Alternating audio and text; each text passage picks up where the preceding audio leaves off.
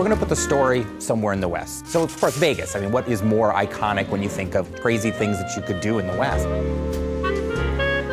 I think that was really the inspiration for the story, in a lot of ways, was looking back at the history of Vegas. We really think of it as a side story. In a lot of ways, we're revisiting stuff from the original 2 games, but it stands on its own.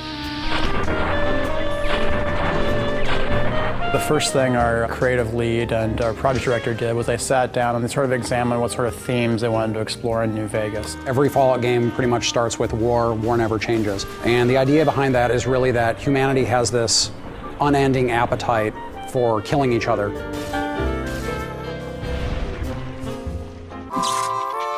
Fallout New Vegas is a post-apocalyptic role-playing game. It's set a couple of hundred years after a cataclysmic nuclear war between the US and China, and it takes place at a time when the city of New Vegas is actually being rebuilt. Fallout 3 starts with you being born, and you're a baby, and you go through your young adulthood until you leave the vault.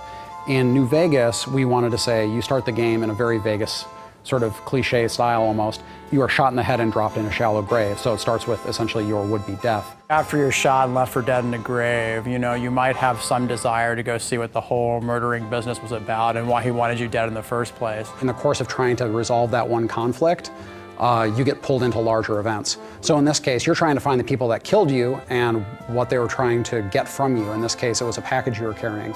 So, of course, as you go around, you find out that what you were carrying is centrally tied into this major conflict in the area between New California Republic and Caesar's Legion and Mr. House, who's the guy that sort of runs the strip in New Vegas.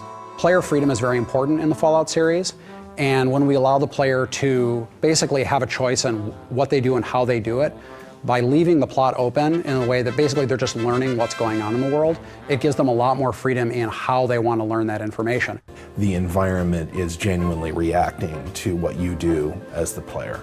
You have a pretty extraordinary amount of control over the outcome of the game.